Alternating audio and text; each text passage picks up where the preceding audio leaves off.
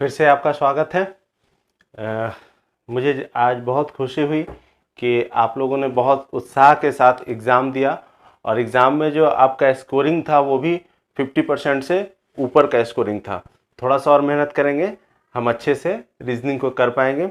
और चूँकि 7 क्लास ही हमारा हुआ है, ये 8वां क्लास है आज, तो बहुत घबराने की ज़रूरत नहीं है। हम लोग अपने रास्ते पर चलते रहें, मंजिल तक पहुंच ही जाएंगे। चलिए बने रहिए मेरे साथ और हम रीजनिंग का एक एक टॉपिक आपको सीरियल वाइज पढ़ाते चले जाएंगे। तो आज हम जो problem based on English alphabet है उस पर चर्चा करेंगे और उस पर किस तरह के सवाल आते हैं और किस तरह से हमको बनाना है इसके बारे में हम चर्चा करेंगे। लेकिन इससे पहले हम कुछ इसका जो थोड़ा थ्योरी है वो समझ लें। पहले ये जान लीजिए कि इस अध्याय में जो होता है वो अंग्रेजी वर्णमाला के स्थान से संबंधित प्रश्न पूछे जाते हैं। जैसे अंग्रेजी वर्णमाला आपका क्या होता है, ए से लेके जेड तक ये अंग्रेजी वर्णमाला है। जो problem based on English alphabet जो ये चैप्टर है, इस चैप्टर के अंदर आपको ए से जेड अंग्रेजी वर्णमाला के स्थान से संबंधित सवाल पूछे जाते हैं।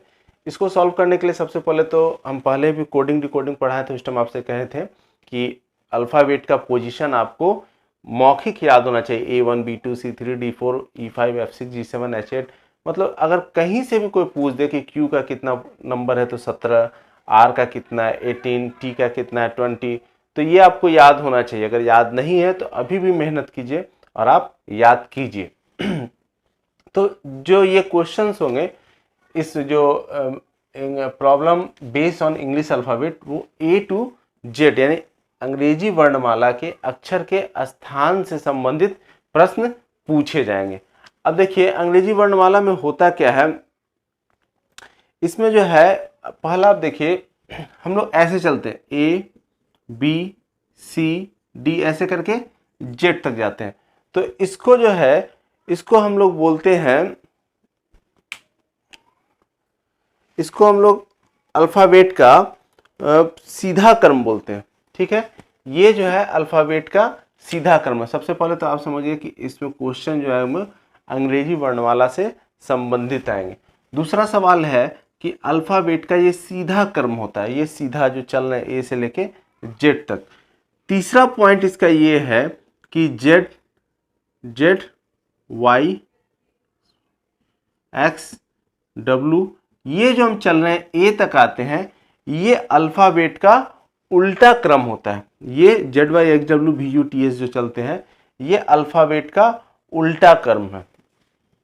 चौथा पॉइंट आप देख लीजिए, ए ई आई ओ यू ये वॉवेल्स होते हैं, बाकी सारे कॉन्सोनेंट होते हैं। ठीक है, तो पहला समझ में आ गया। ये जो इंग्लिश अल्फ़ाबेट के वर्णमाला के क्रम से इसमें सवाल पूछा जाएगा। अब इस क्रम में हम देख रहे हैं कि ए से लेकर जेड तक ये सीधा क्रम है इसका, जेड से लेकर ए तक इसको हम व्युत्क्रम क्रम या उल्टा क्रम बोलेंगे। ए ई आई ओ यू जो है वो इसका वॉवेल्स है, इसको हिंदी में स्वर बोलते हैं, बाकी सारे व्यंजन है। फिर आ जाते हैं हम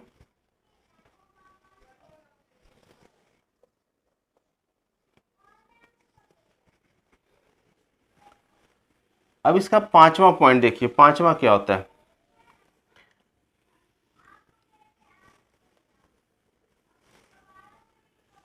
इसको देखिए, इसको मैं लिख के दिखा दूं आपको। A B C D E F G H I J K L M N O P Q R S T V W X Y और Z। देखिए पांचवा पॉइंट, चार तक हम बचा चुके थे, पांचवा आप देखिए पांचवा पॉइंट क्या होता है। जो पोजीशन ये जैसे हम खड़े हैं इसके सामने, तो ये मेरा बायां हाथ है और ये मेरा दायां हाथ है। तो ए से लेके जो जेड तक हम लिखते हैं इसको बोलते हैं लेफ्ट साइड। ये हो गया लेफ्ट साइड और ये हो गया राइट साइड, ये उसका दाहिना हो गया। जो मेरा दाहिना है वही अल्फ़ाबेट का भी दाहिना होगा और मेरा जो बायां है वही अल्फ़ाबेट का भी बायां होगा। तो अपोजिट लेटर, आप ऐसे भी पहले भी कोडिंग डिकोडिंग में बता चुके हैं कि जब दो लेटर का योग 27 हो जाता है तो हम उसको अपोजिट लेटर बोलते हैं। ए का जेड होता है, बी का वाई होता है, सी का एक्स होता है। यहाँ पे भी दूसरे तरीके से समझाया गया है बुक में, वो भी मैं आपको बता दूं। देखिए ए जो है वो लेफ्ट से कौन पोजीशन है, लेफ्ट से पहला पोजीशन है ये, और जेड जो है वो राइट से पहला पोजीशन है। तो ए जो है वो जेड का अपोजिट होगा, ए जो है वो जेड का अपोजिट होगा। उसी तरह से बी को अगर हम देखेंगे तो बी दूसरे पोजीशन पे यहाँ पर, और वाई यहाँ पे दूसरे पोजीशन पे, ये लेफ्ट से दूसरा, ये राइट से दूसरा, तो बी जो है वो वाई का अपोजिट होगा। तो इसी तरह से अपोजिट नंबर पे भी क्वेश्चन आपसे पूछे जाएंगे, उसको भी आपको ध्यान रखना है। एक चीज और इसमें देखिएगा, अंग्रेजी वर्णमाला में कुल 26 लेटर होते हैं। अंग्रेजी वर्णमाला में, अब देखिए 5-6 पॉइंट पे हम आ गए हैं। अंग्रेजी वर्णमाला में टोटल 26 लेटर होते हैं। एम जो होता है यहां से इसको बोलते हैं पहला हाफ, फर्स्ट हाफ हो गया ये, इसको प्रथम अर्धांश भी हिंदी में बोलते हैं।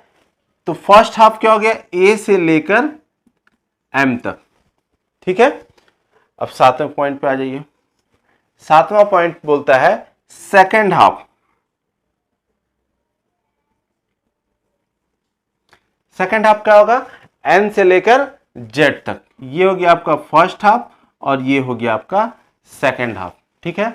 तो फिर से हम एक बार रिपीट कर दे आपको कि problem based on English alphabet में ए से जेड तक के क्रम पे सवाल पूछे जाएंगे आपसे। दूसरा हमारा था कि अंग्रेजी वर्णमाला का ए से जेड जो होता है वो सीधा क्रम हो गया। तीसरा था हमारा जेड से ए की तरफ अगर हम बढ़ते हैं तो उसको उल्टा क्रम बोलते हैं। उसके बाद फिर ए ई आई ओ यू ये वॉवेल्स था, बाकी कॉन्सोनेंट है। उसके बाद फिर हम बोले कि अपोजिट लेटर, ए का जेड होगा, बी का वाई होगा, सी का एक्स होगा, डी का डब्ल्यू होगा, यानी राइट लेफ्ट हैंड से जो स्थान इसका है राइट हैंड से उसका भी वही स्थान होगा, तो वो एक दूसरे का अपोजिट होगा। मेरा जब हम अल्फाबेट को देखते हैं तो मेरा जो लेफ्ट होता है वही अल्फाबेट का लेफ्ट होता है, मेरा जो राइट होता है वही अल्फाबेट का राइट होता है। उसके बाद फिर फर्स्ट हाफ के बारे में आपको बताएं, ए से लेके एम तक फर्स्ट हाफ होता है, और सेकंड हाफ के बारे में बताएं आपको एन से लेके जेड तक सेकंड हाफ होता है। चलिए अब इससे आगे बढ़ेंगे हम लोग।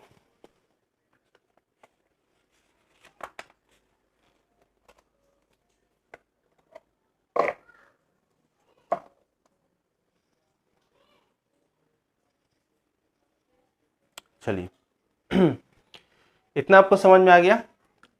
अब 2-3 पॉइंट को थोड़ा आराम से समझिएगा। देखिए किसी भी अक्षर का दायां या बायां कहे तो वही होगा जो आपका दायां या बायां होता है। फिर से सुन लीजिए, किसी भी अक्षर का दायां या बायां कहे तो वही होगा जो आपका दायां या बायां होता है। या इसको इंग्लिश में अगर समझ ले कि किसी भी अक्षर का लेफ्ट या राइट कहे तो वही होगा जो आपका लेफ्ट और राइट होता है। फॉर एग्जाम्पल देख लीजिए, मान लीजिए जी का लेफ्ट बाया, जी के बाएं तरफ कौन है, तो हम देखेंगे जैसे जैसे खड़ा है तो मेरा ये लेफ्ट हुआ, ये मेरा राइट हुआ, तो जी का भी ये लेफ्ट होगा और ये राइट होगा। तो जी का बायां अक्षर कौन होगा, एफ होगा, ठीक है। अगर जी के दायां अक्षर को पूछेगा जी का दायां अक्षर कौन है तो आर होगा, या बोलेगा कि जी का राइट लेटर कौन है तो हम एच बोलेंगे, ठीक है। जी का बायां अक्षर क्या है तो एफ है, और जी का दायां अक्षर क्या है तो एच है।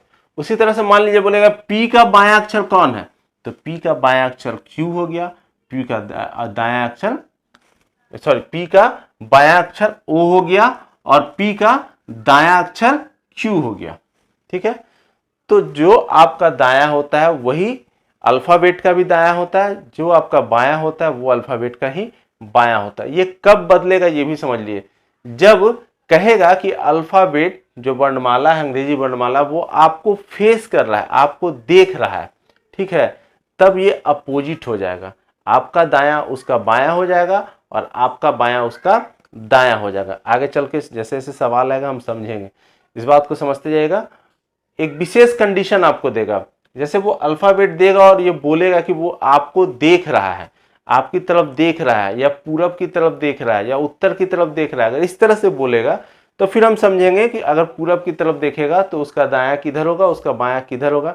अगर उत्तर की तरफ देख रहा है तो उसका दायां किधर होगा, उसका बायां किधर होगा। लेकिन अगर सिर्फ बोलता है, अल्फाबेट देने के बाद बोलेगा कि जी का दायां कौन होगा, तो जो मेरा दायां है वही जी का दायां, मेरा दायां ये है तो जी का भी दायां यही होगा। अगर बोलेगा जी का बायां कौन होगा, तो जो मेरा बायां है वही जी का भी बायां होगा। ठीक है, यहां तक कोई दिक्कत नहीं है।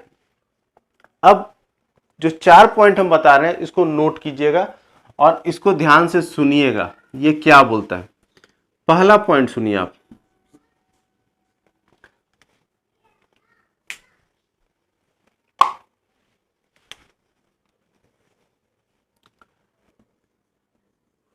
पहला पॉइंट क्या बोलता है ये सुनिए। आपके दाएं से का अर्थ होता है दाएं से बाएं। देखिए, आपके क्वेश्चन में लिखा रहेगा आपके दाएं से, अगर लिखा हुआ है आपके दाएं से, फ्रॉम योर राइट, तो इसका मतलब होता है, इसका मतलब ये होता है दाएं से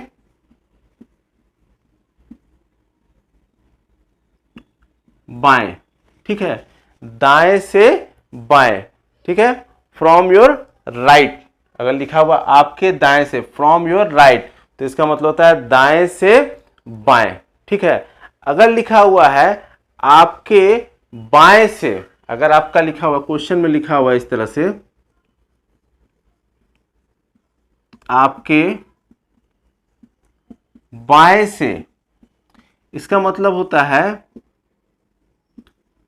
बाएं से दाएं।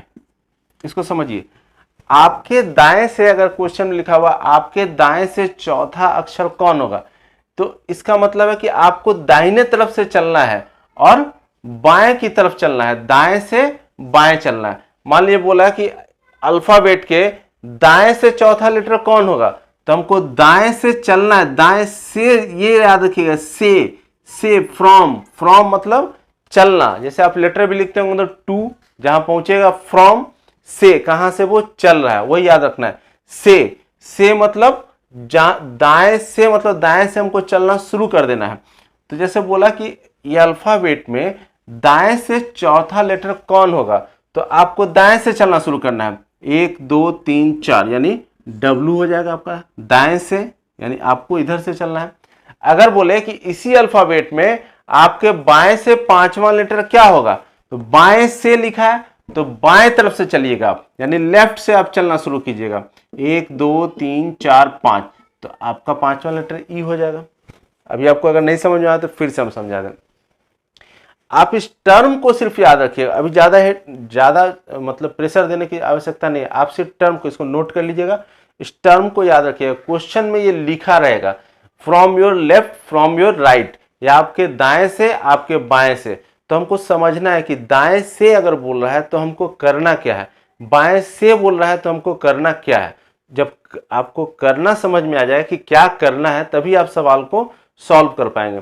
तो देखिए, अगर बोल रहा है आपके दाएं से, तो दाएं से का मतलब होता है दाएं से बाएं की ओर जाना। जैसे आपका जो राइट है, राइट से लेफ्ट की ओर जाना। अगर बोला आपके बाएं से, तो याद रखिएगा जो भी क्वेश्चन दिया हुआ है उसके बाएं से हमको दाएं की तरफ बढ़ना है। ठीक है, अब इसका तीसरा टॉपिक देखिए, तीसरा पॉइंट जो है आपको, और चौथा पॉइंट देख लीजिए। 3 और 4, ये 4 बहुत इंपॉर्टेंट पॉइंट है, इसको आप नोट कर लीजिएगा। ठीक है, अब देखिए तीसरा क्या बोलता है, दाएं का अर्थ होता है बाएं से दाएं। अगर सिर्फ क्वेश्चन में लिखा हुआ दाएं, क्वेश्चन में सिर्फ दाएं लिखा हुआ है, दाएं से ना लिख के सिर्फ दाएं लिखा हुआ है, तो इसका अर्थ होता है बाएं से दाएं। इसका अर्थ होता है बाएं से दाएं, ठीक है। इसका अर्थ होता है, अगर क्वेश्चन में सिर्फ दाएं लिखा हुआ है, दाएं से ना लिख के लिखा कि जी के दाएं पांचवा अक्षर कौन होगा, तो जैसे मान लीजिए जी के दाएं पांचवा अक्षर कौन होगा, सवाल लिखा है जी के दाएं पांचवा अक्षर कौन होगा, तो जी से दाएं अक्षर पांचवा अक्षर कौन होगा, 1 2 3 4, सॉरी जी के दाएं 1 2 3 4 5, यानी इसका दाएं से पांचवा अक्षर एल होगा। तो हम देखिए क्या किए, दाएं, जी के दाएं बोला तो हम क्या किए, बाएं से दाएं की तरफ चलना शुरू किए, दाएं बोला तो दाएं की तरफ हम लोग चलना शुरू कर दिए। अगर क्वेश्चन में बाएं लिखा रहे, बाएं लिखा रहे तो इसका मतलब होता है दाएं से बाएं, ठीक है। अगर लिख दे कि जी के बाएं तीसरा अक्षर कौन होगा, तो जी के बाएं जब कहेगा तो आपको बाएं की तरफ चलना है, दाएं से आपको इधर से बाएं की तरफ चलना है। 1 2 3, जी के बाएं तीसरा अक्षर कौन होगा अगर बोलेगा तो क्या होगा, मेरा डी हो जाएगा, डी, जी के बाएं तीसरा अक्षर डी होगा, ठीक है। तो आप समझिए, दाएं से बोलेगा तो दाएं की तरफ से चलना है, बाएं से बोलेगा तो बाएं के तरफ से चलना है। अगर सिर्फ दाएं बोल दिया तो समझिए दाएं के ही तरफ चल देना है, अगर बाएं बोल दिया तो बाएं के तरफ ही हमको चल देना है, ठीक है। ये चार चीज को अच्छे से दिमाग में बैठा लीजिए, क्योंकि ये हमेशा आपको परेशान करता रहेगा और इसी के वजह से आपका सवाल जानते हुए भी गलती हो जाएगा। तो आप इसको अच्छे से ध्यान में रखिएगा। चलिए इसको समझ लेते हैं। किसी अक्षर के बाएं या दाएं का अर्थ होता है, किसी अक्षर के बाएं या दाएं का अर्थ होता है मूल अक्षर को छोड़कर उसके बाएं या दाएं के निश्चित क्रम का अक्षर। देखिए बोले कि जैसे मान लीजिए दिया हुआ है ई के दाएं तीसरा अक्षर कौन होगा, ठीक है। किसी अक्षर के बाएं या दाएं का अर्थ, देखिए ई के दाएं का तीसरा अक्षर क्या होगा, तो हम क्या करेंगे, ई को छोड़ देंगे, तीसरा अक्षर ई के दाएं तीसरा अक्षर क्या होगा, दाएं मेरा ये है तो 1 2 3, तीसरा अक्षर मेरा एच होगा, याद रखिएगा। जब बोलेगा किसी अक्षर के दाएं या बाएं का अर्थ होता है मूल अक्षर को छोड़कर, जैसे कोई भी सवाल पूछेगा ई के दाएं तीसरा अक्षर कौन होगा या ई के दाएं चौथा अक्षर क्या होगा, तो हम ई को छोड़ के गिनेंगे 1 2 3 4, आई हो जाएगा। अगर बोलेगा किसी अक्षर का बायां या दायां, देखिए अक्षर के है यहां पे और अक्षर का है, ठीक है, हमेशा याद रखिएगा। किसी अक्षर के बाएं का अर्थ होता है मूल अक्षर को छोड़कर, और किसी अक्षर का बायां या दायां का अर्थ होता है मूल अक्षर को लेकर। जैसे मान लीजिए सवाल किया किसी अक्षर का बायां या दायां का अर्थ होता है मूल अक्षर को साथ लेते हुए उसके बाएं या दाएं, बोलेगा ई का दायां तीसरा नंबर कौन है, तो ई का दायां जब पूछेगा तो इसको लेंगे 1 2 3, तीसरा ये हो जाएगा, ठीक है। ई का दायां तीसरा अक्षर कौन है तो हम ये बोलेंगे, और ई के दाएं तीसरा अक्षर कौन है तो हम एच बोलेंगे। बस के और का अंतर है, इसको आप ध्यान रखिएगा, ठीक है। अब मोटा मोटी थोड़ा सा कॉन्सेप्ट हम लोग इसका समझ चुके हैं। अब आइए थोड़ा सा इसके सवाल को समझने की कोशिश करें कि ये सवाल पूछेगा कैसे हमसे। देखिए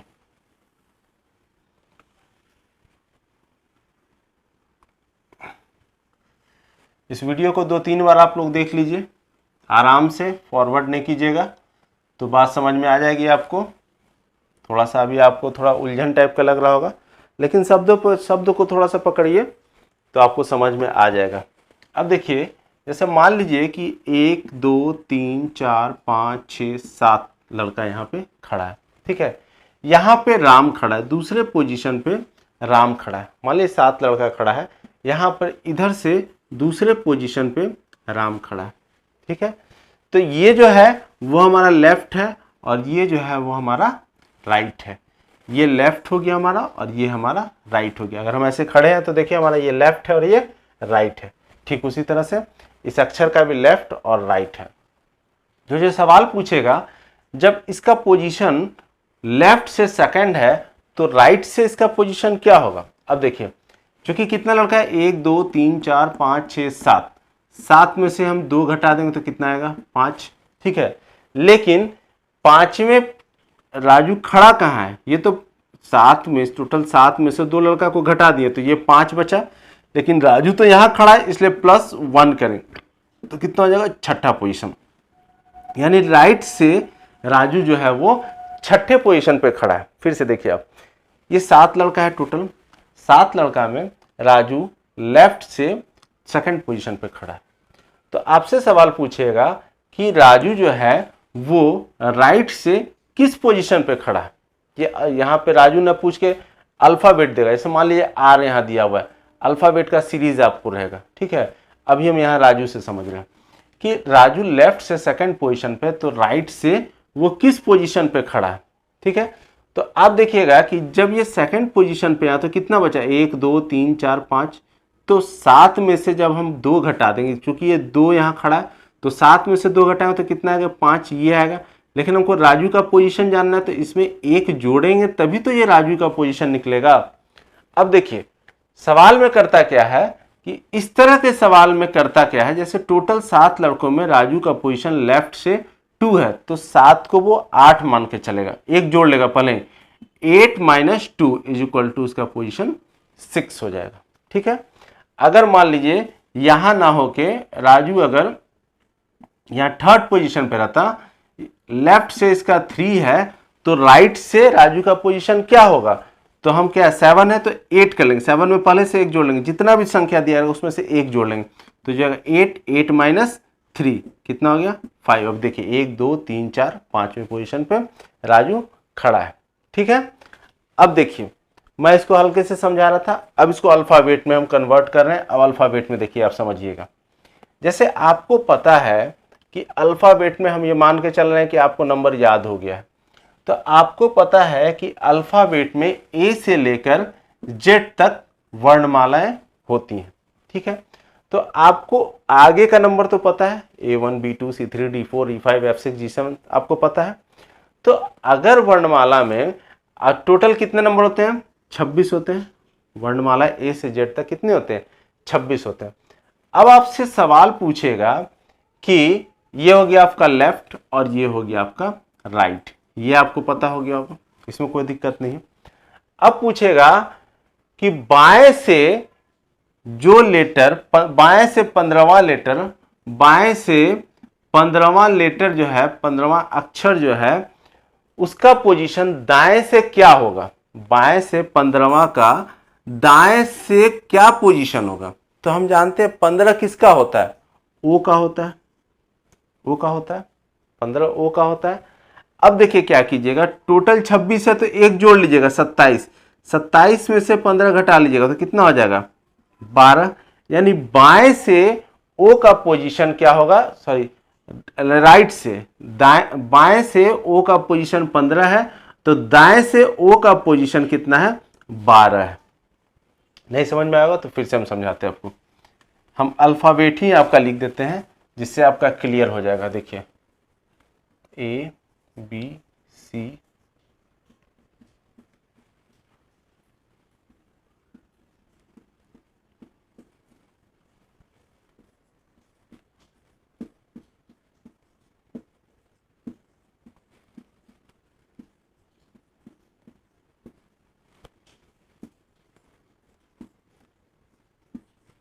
चलिए देखिए जेड है।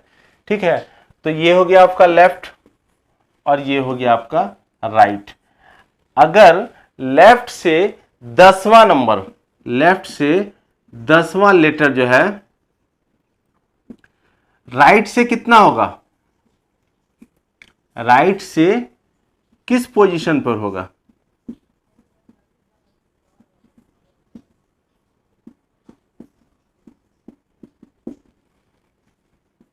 ठीक है, 10वां लेटर लेफ्ट से 10वां लेटर राइट से किस पोजीशन पे होगा, तो लेफ्ट से 10वां लेटर क्या होता है आपका, लेफ्ट से 10वां क्या होता है, J10 होता है ना, J10 होता है। तो पूछ रहा है कि J का बाएं के तरफ से, लेफ्ट से, ये जो आपका J है, ये जो J है आपका, वो लेफ्ट से किस पोजीशन पे होगा। तो हम जानते हैं क्या बोले थे, 27 में से 10 घटा दीजिएगा, 26 होता है अल्फाबेट, उसमें एक अपने आप से जोड़ देना है और उसमें से 10 घटा देना, तो कितना हो जाएगा, 17वें पोजीशन पे होगा। J जो होगा वो राइट से 17 पोजीशन पे होगा। अब देखिए 1 2 3 4 5 6 7 8 9 10 11 12 13 14 15 16 17 हुआ। उसी तरह से अगर मान लीजिए पूछ दे लेफ्ट से 20वां लेटर जो होगा, 20वां लेटर जो होगा वो दाएं से किस पोजीशन पे होगा, तो लेफ्ट से 20वां लेटर क्या होता है, टी होता है आपका। ठीक है, तो टी का दाएं से हमको पोजीशन निकालना है। तो दाएं से पोजीशन जब निकालना है तो हम क्या करेंगे, 27 में से 20 घटा देंगे तो कितना हो जाएगा, 17 हो जाएगा। ठीक है, सॉरी 7 हो जाएगा। 27 में से 20 घटाएंगे तो 7 होगा। तो 1 2 3 4 5 6 7, तो ये आपका मिल गया 7। यहां तक क्लियर है। चलिए अब आते हैं कुछ छोटे छोटे सवाल को समझने की कोशिश करते हैं। देखिए 2 तरह के क्वेश्चन होंगे। अब देखिए क्वेश्चन क्या होगा आपका, देखिए दाएं से 5वां लेटर के दाएं चौथा, सॉरी दाएं बोल रहे हैं, सॉरी दाएं जब बोल रहे हैं तो दाएं लिखते हैं। दायां से 5वां लेटर के दाएं चौथा लेटर क्या होगा, चूंकि ये राइट है आपका और ये आपका लेफ्ट है। अब देखिए दाएं से 5वां लेटर 1 2 3 4 5, ठीक है, दाएं से 5वां लेटर हम चले 1 2 3 4 5 के दाएं। अब देखिए इसका दाएं किधर भागेगा, इधर भागेगा, तो 1, देखिए 1 2 3, देखिए यहां से 1 2 3 4, तो ये आपका लेटर हो जाएगा। दाएं से 5वां के दाएं चौथा क्या होगा, सवाल आपसे पूछेगा दाएं से अल्फाबेट में दाएं से 5वां के दाएं चौथा लेटर आपका कौन होगा। तो दाएं से हम 5वां गिनेंगे 1 2 3 4 5, और फिर हमको दाएं जाना है तो दाएं इधर ही होगा 1 2 3 4, तो जेड हो जाएगा।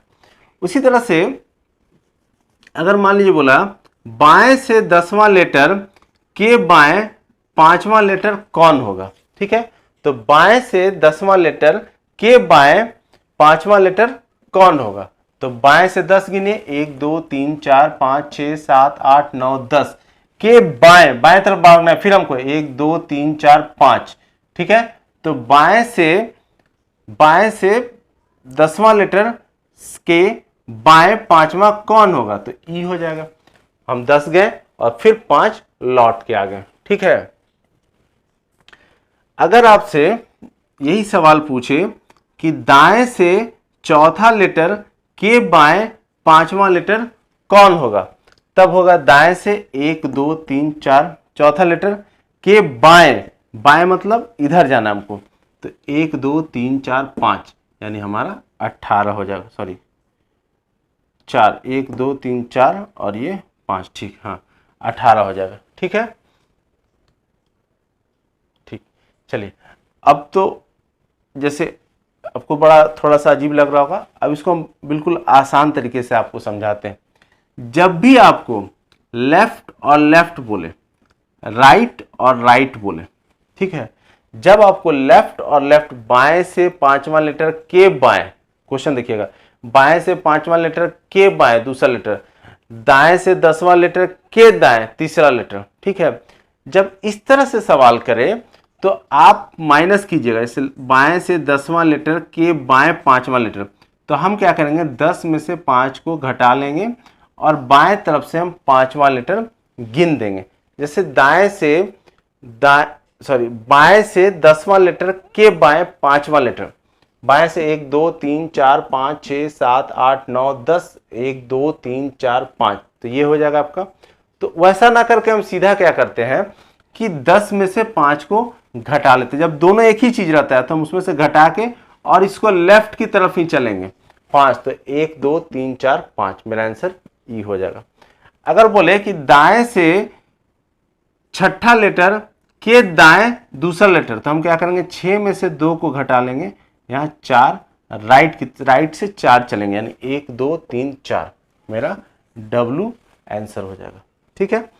अगर एक राइट और एक लेफ्ट रहे, तब देखिए लेफ्ट से 5वां लेटर के राइट 5वां लेटर, तो हम क्या करेंगे, इसको जोड़ देंगे, 5 + 5 = 10। चलेंगे किधर, लेफ्ट से हम चलना शुरू करेंगे 10वें लेटर की ओर, तो 1 2 3 4 5 6 7 8 9 10, यहां पे आ जाएंगे। ठीक है। अगर उसी तरह से रहे, राइट से चौथा लेटर के लेफ्ट 5वां लेटर, तो 4 और 5 को जोड़ेंगे तो कितना होगा, 4 + 5 = 9, और जहां से शुरू होता है वही लिखेंगे। राइट से हमको चलना है 9वें लेटर की ओर, 1 2 3 4 5 6 7 8 9, यानी मेरा आंसर आर हो जाएगा। ठीक है। तो इस पे मैं कुछ सवाल डालूंगा कल दोपहर के बाद रात में मैं कुछ सवाल इस पे डालूंगा और आप इसको सॉल्व कीजिएगा, तब समझ में आएगा कि क्वेश्चन जो है वो किस तरह से बन रहे हैं और क्या आंसर होगा। फिर मैं इससे आगे चलूंगा। थोड़ा सा इसको 1-2 बार वीडियो को अच्छे से देख लीजिए, कोई दिक्कत हो मुझसे बात कीजिए, और बात जब भी कीजिए तो मेरे ख्याल से 8:30 के बाद ही मैं फ्री होता हूँ। 8:30 के बाद आप हमको फ़ोन कीजिए, मैं आपको समझाऊंगा। ठीक है। अभी इसका और भी बहुत सारा टॉपिक बचा हुआ है, मैं अभी यहीं छोड़ रहा हूँ इसको। इसका क्वेश्चन मैं दूंगा, जब ये क्वेश्चन आप सॉल्व करना सीख जाएंगे तब मैं इससे आगे चलूँगा। तब तक के लिए धन्यवाद।